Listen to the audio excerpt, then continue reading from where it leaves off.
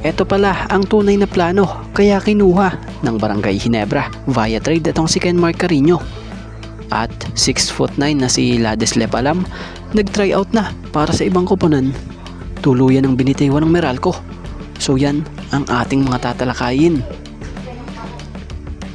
So isa na nga tayo sa nagulat nang mapabalitang itong 6'9" na si Ladisle Palam nagta-try out para makukuha ng spot sa team ng Converge Fiber Xers.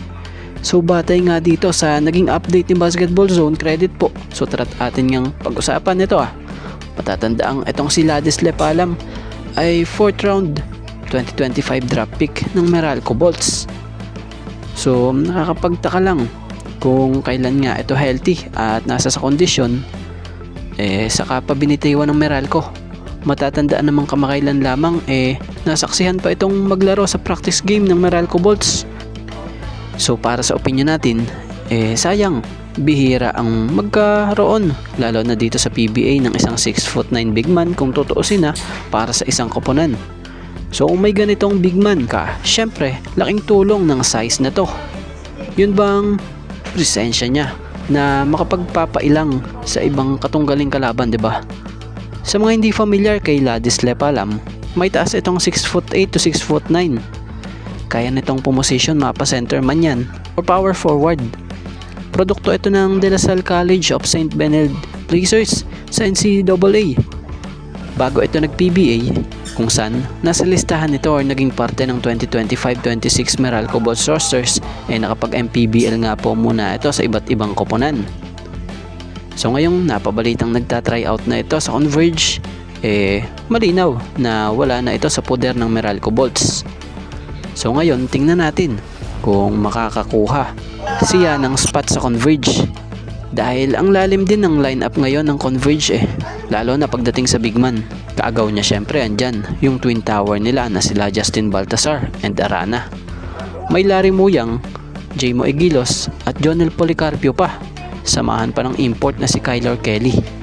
So good luck para sa nagta-try out sa Converge na si Ladisle Palam. So sana makukuha siya ng slot. At dito tayo patungkol sa pinakabagong big man ng Barangay Ginebra na si Kenmark Carino. So speaking of Kenmark Carino, ngayong nasa poder na siya ng Barangay Ginebra, iba na ang magiging posisyon niyang gagampanan dito kumpara nung nasa Terra Firma siya. So balitay gaya sa nasa post nga po ni Inside of the PBA, batay daw di umano sa interview kay Coach Tim, balak nga di umano gawing big wingman ni Coach Tim etong si Kenmark Carino. So kakaiba ito kung tutuusin dahil panahong nasa Terra Firma ito, panentro ng team ito. So ngayon, wing na ang magiging posisyon na nito sa Barangay Ginebra. So di tayo magtataka kung magawa or hindi manibago sa posisyon etong si Kenmark Carino dito sa Ginebra dahil na nga rin sa taas ng IQ nito. Bukod pa nga doon, iba yung dalang experience niya dahil kung matatandaan nyo nakapaglaro ito sa international stage, mapagilas man yan or sa liga sa Japan. So si Kenmark Carino mabibit-bit nito ang pagiging mahusay nito sa depensa na siyang inaasahang magiging malaking tulong sa Barangay Ginebra. At kagandahan pa sa big man na ito andon yung napakagandang laro nito na kayang maglaro inside and outside. So biruin nyo yung mga wing ng Ginebra, lahat may tira sa labas. Nadagdag pa nga itong si Kenmark Carino.